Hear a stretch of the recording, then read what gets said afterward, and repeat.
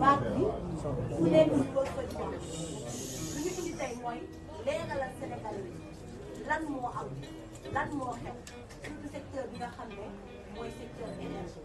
am nañu ñaari ndaw yoo xam ne ñoo fi nekk muy le DG Jean-Michel Sène qui est le vice-coordonnateur de la JPS ak le DG Ngagne Demba Touré qui est le coordonnateur de la JPS lu tax ñaari ndaw di ñëw pour leeral parce que dañ leen dénk li nga xam ne ñoom am nañu ci lu bëri te yokk nañu ay firnde ci li nga xam ne xewoon na ci réew mi donc nu ñuy tàmbalee mooy dañuy jox DG Jean-Michel Sène mu njëkk a tàmbali waxtaan bi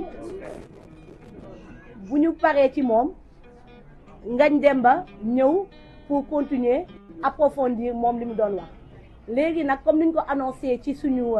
affiche point de presse la donc bu ñu paree ñoom seen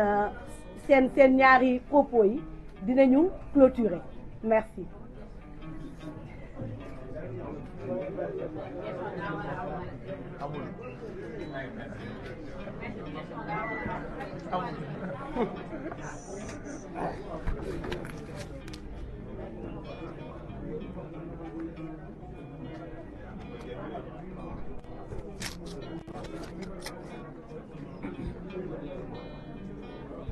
mbokk yi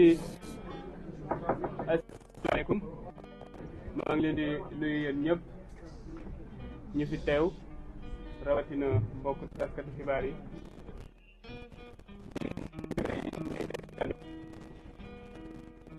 commencé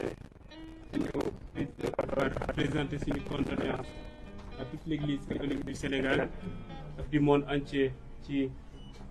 décès sa sainteté le pape François. Le pape François ñu bëri xamoon nañ ko quand même ci taxawaayam ci àdduna bi gis nañ taxawaay bu mu amoon ci situation bu am Palestine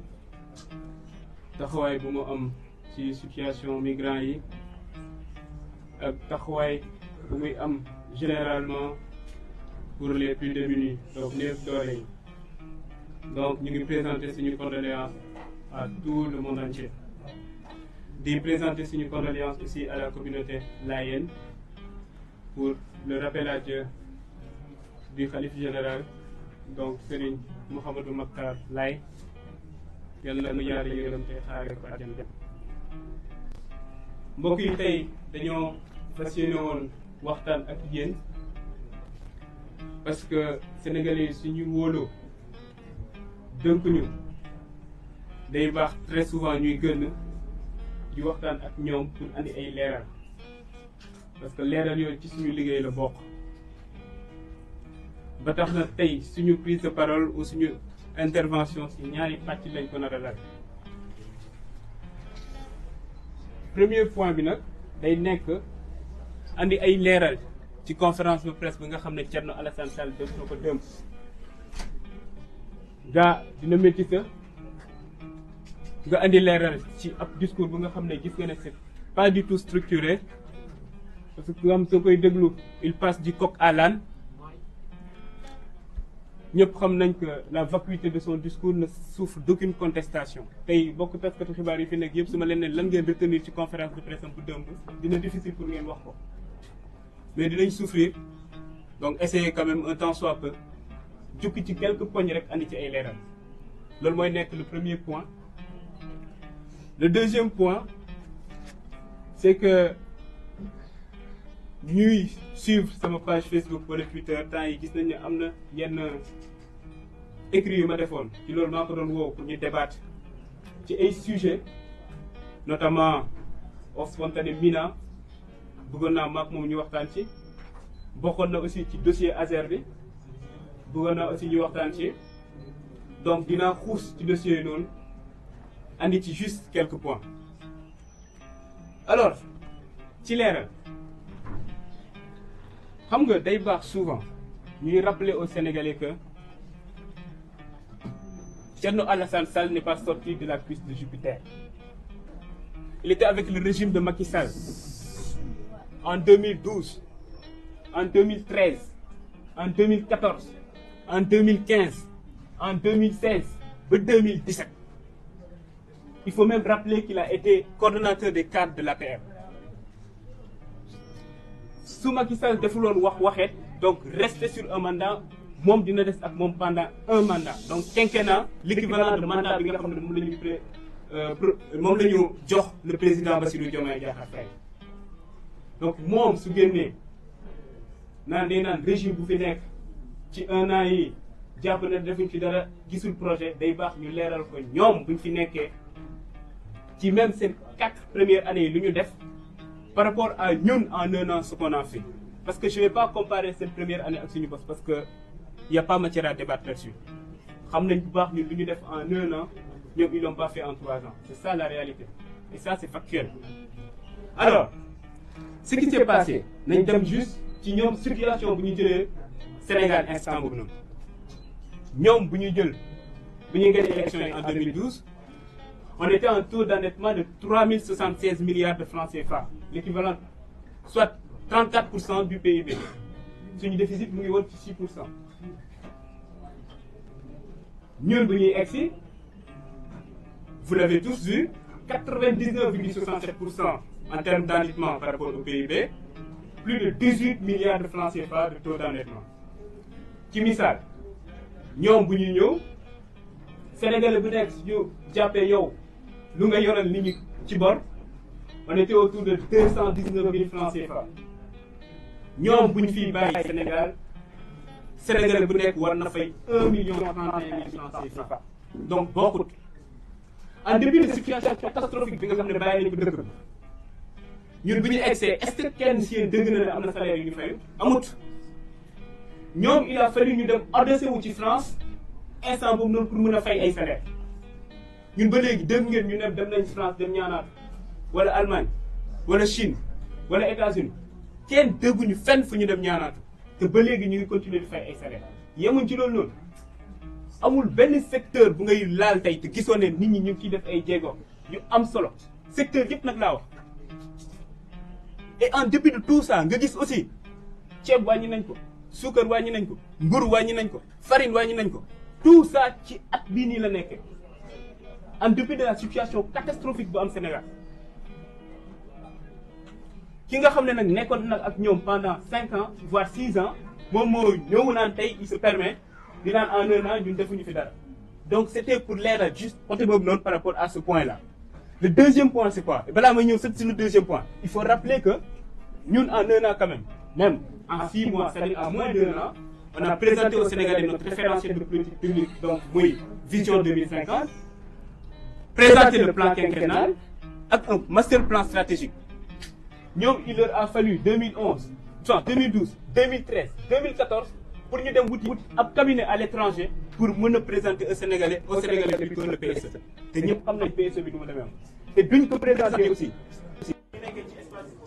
politique ba léegi à chaque fois suñuy débat de fond débat d'idées naan PSE bi mën nañ ci jukki tel ou tel point d'accorduñ ci mais est-ce que gis ngeen boobu léegi kenn ci ñoom jukki ay points ci vision 2050 wala le plan quinquennal naan lii d'accord ma ci wala lii jàpp naa ne lii moo gën amut démb aussi maa ngi koy dégg mu naan le coût du carburant dafa waroon wàññeeku parce que moom son argumentaire ci ñaari point la ko dal ay facteurs exogènes notamment baril pétrole bi jàpp na ne wàññeeku na au niveau mondial ak ay facteurs endogènes jàpp na ne ñun ñu ngi commencé di produire pétrole donc coût carburant war na wàññeeku man nag ci facteur endogène yi rek laa yem le frère Ngagne Demba Touré la ñëw ci facteur exogène yi expliquer ce qu'il en est. Alors lu leen Thierno Alassane Sall fàtte wax mooy le contrat bu Sénégal a signé ak Woodside donc pour exploiter Sangomar ñoom ñoo ko signé te bu ñu koy signé amul benn pàcc bi nga xam ne nee nañ ci Sénégal mën na am ay tarifs préférentiels ci misaal Sénégal lu muy jënd pétrole su naree jënd pétrole si biir Woodside ce sera au même titre que la France ce sera au même titre que les États-Unis ce sera au même titre que l'Allemagne la Chine qu'importe donc disons n'importe quel pays ñun ak ñoom ñoo yem ni ñu jëndee pétrole foofu noonu moom il sait très bien et puis na ko ñun suñuy jënd foofu noonu sax ce sera en devise étrangère donc yow soo bëggee jàkkaarloo Sénégalais yi di leen naan puisque ñu ngi produire pétrole léegi dañoo war a carburant bi dafa war a wàcc te yow sa jëmmi bopp xam nga ni yéen a signé contrat yooyu noonu ñaar moo ci mën a am soit nga ñàkk a xam soit nga nekk de mauvaise foi l'un dans l'autre ñàkk a xam ba musiba la parce que mënuñu jox ministère de l'énergie pendant 2 ans nga ne yow xamoo lan moo nekk ci contrat yi xam boo pare nekk de mauvaise foi moom la dinaa bàyyi Sénégalais yi ñoo am ci en plus day baax souvent ñuy expliquer ce qui se passe yow mënoon nekk ou nekkoon ministre de l'énergie ba pare jàpp ne structuration prix carburant yi ak produits pétroliers yi y a qu'un seul facteur qui rentre en jeu c'est le prix du pétrole bi on sait que ci structure prix il y a d'autres éléments qui rentrent en compte moom il le sait très bien il le sait très bien moo tax ñun yemuñu ci à chaque fois suñuy andi ay précisions wala ñun ñuy andi ay réponses dañuy expliquer exactement ce qu'il en est mais aussi jox leen ñun fan la ñu jëm ak lan la ñu tënk ci suñu projet parce que tey suñu waxee énergie yow ou même au-delà d'énergie sur n'importe quelle situation ñun du ñu nekk dans la logique bu ñu nekkoon ñoom une logique de taf yëngal ñun ci lépp lu ñuy dem on essaie d'être structuré buy benn mais aussi changer la chose structurellement te du ñoom nag ñoom ñooy tax ñun ñu changer suñu logique c'est-à-dire être dans une logique d'urgence bu ñu tàmm di nekk ñun on va rester dans une logique où tout est planifié réfléchi xam fan la ñu jëm ak fan la ñu bëgg a jëmale Sénégalais ba tax na tey soo jëlee secteur bu mu doon wax léegi par rapport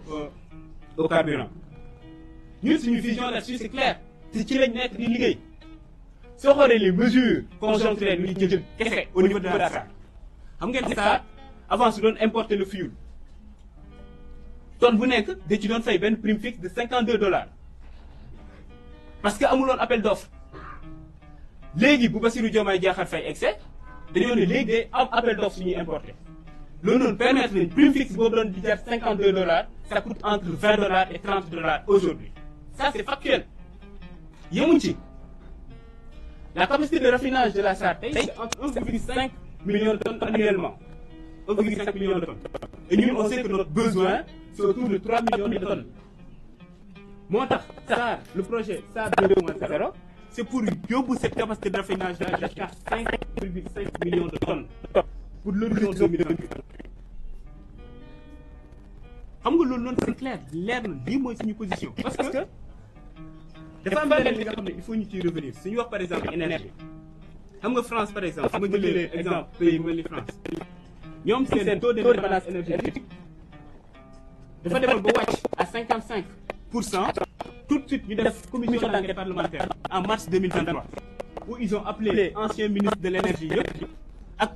même parfois ay présidents pour laajte leen yan politique ngeen mën a def suñu politique ou suñu taux d'indépendance énergétique wàcc ci misaal suñu wax taux d'indépendance énergétique mooy nga jël rapport entre énergie primaire yi nga xam ne ñun dañ koy produire ci suñu dëkk par rapport aux énergies primaires yi nga xam ne dañ koy consommer suñu waxee énergie primaire nag ñaari type d'énergie primaire moo am les énergies de stock mooy charbon par exemple le gaz le pétrole l'uranium etc. les énergies qui ne sont pas renouvelables à l'échelle humaine suñu waxee énergie de flux nag moom moo nekk par exemple énergie solaire muy énergie hydraulique wala énergie éolienne par exemple ce sont les énergies renouvelables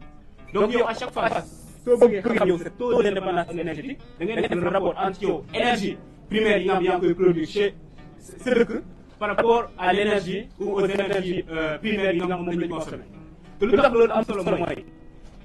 tey suñu nee am na souveraineté côté énergétique ça veut dire que yow sa économie am na benn résilience de sorte que ay choc exogène su amee muy ci bari bi wala leneen ak leneen yow sa économie mën na ko attan c'est-à-dire du am répercussion bu bëri yow ci yow économie wala sa structure économique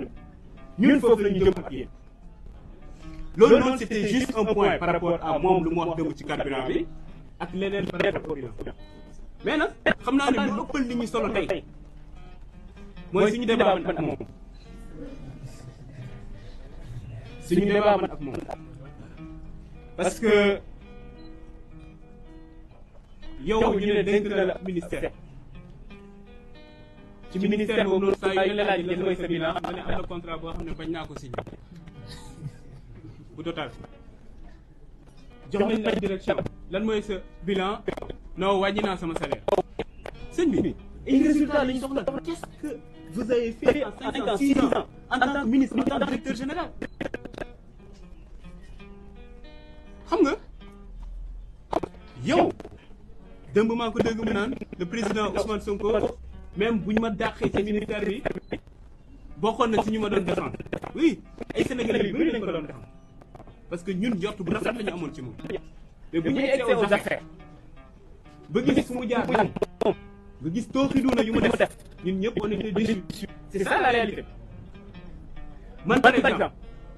bu ma egsee juste ASER ma cité exemple OS Mina Thierno Alassane Sall ñu ko nommé ministre de l'énergie en juin 2015. Décembre 2015 donc 6 mois après ASER signe un contrat avec benn société bu ñuy woowee Mina distribution contrat wu 60 milliards pour électrifier 1144 villages. Le 30 décembre 2015 xam nga soo signé contrat ba pare dès l'instant ñu approuvé ko mën nga demander avance de démarrage mën nga demander aussi des avances au titre de dépenses engagées. ñoom nag dañoo andi le 30 décembre vers midi ASER 2015 ñoo déposé la facture pour ne nañ fay la caution d'avance de démarrage. ñu ne dañoo bëgg le 30 même ñu def ordonnancement bi def paiement bi ñoom ñu mën a dem encaisser le chèque le même jour. Instant boobu noonu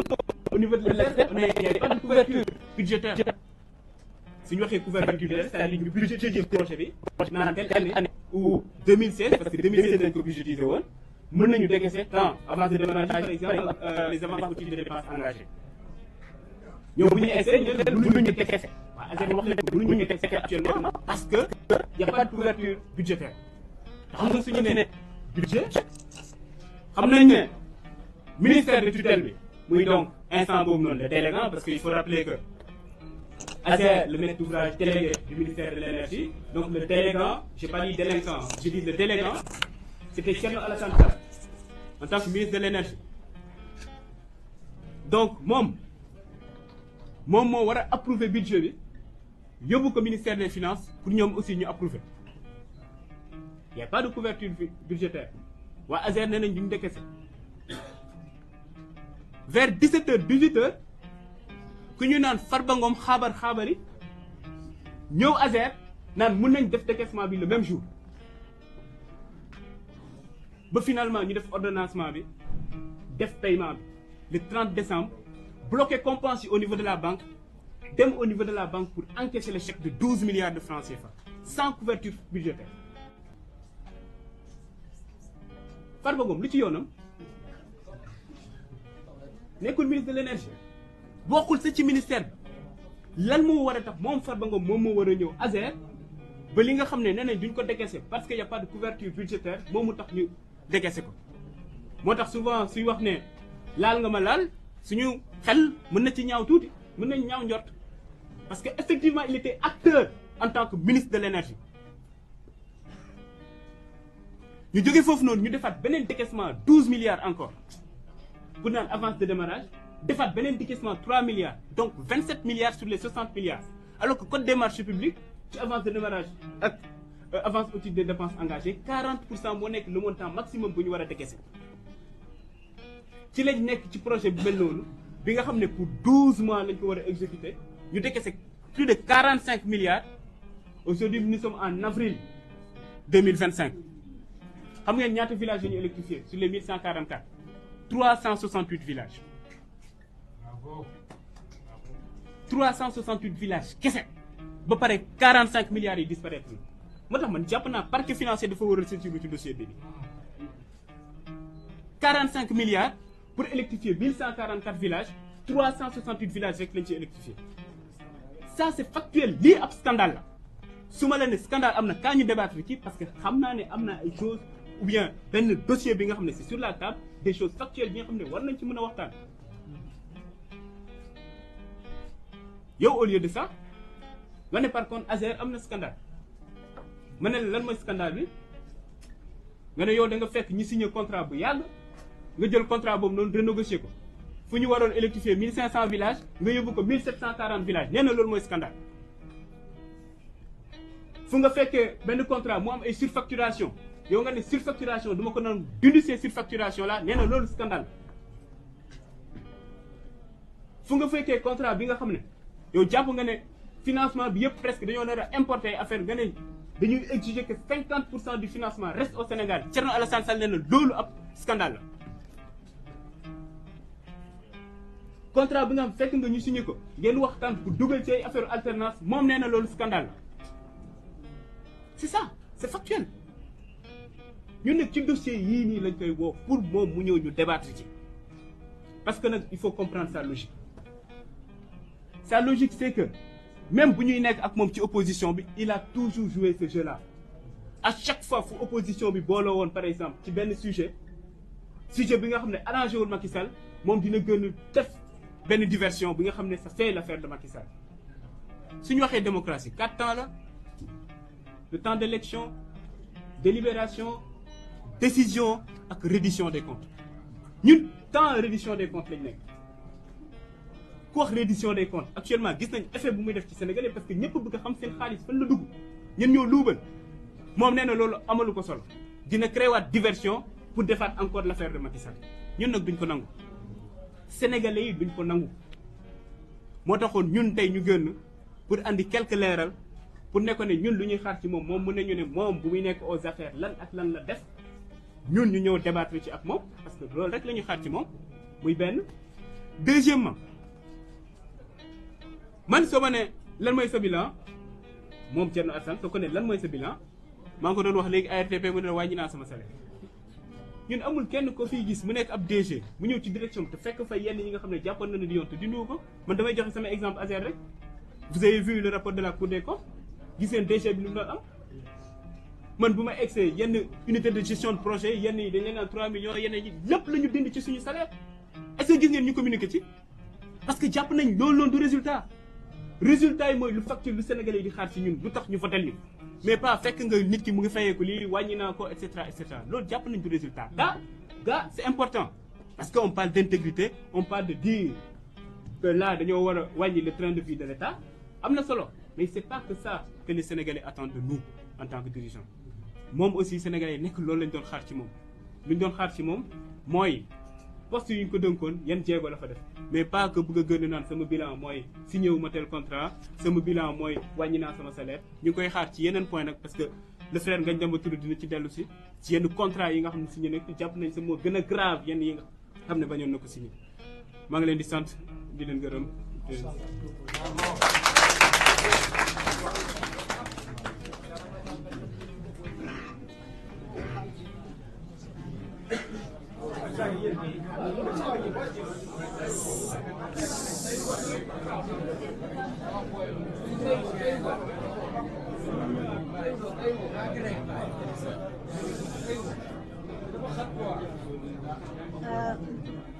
Merci au DG Jean-Michel Sène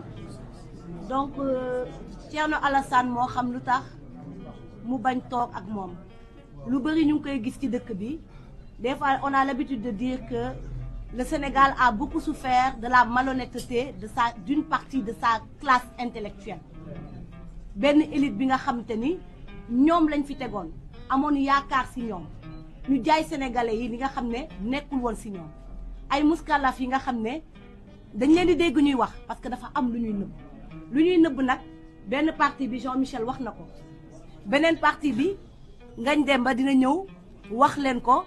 ngeen gis ni que yàqu-yàqu yi li ngeen di gis actuellement ci réseau yi yàqu-yàqu yi ëpp na loolu donc dinañu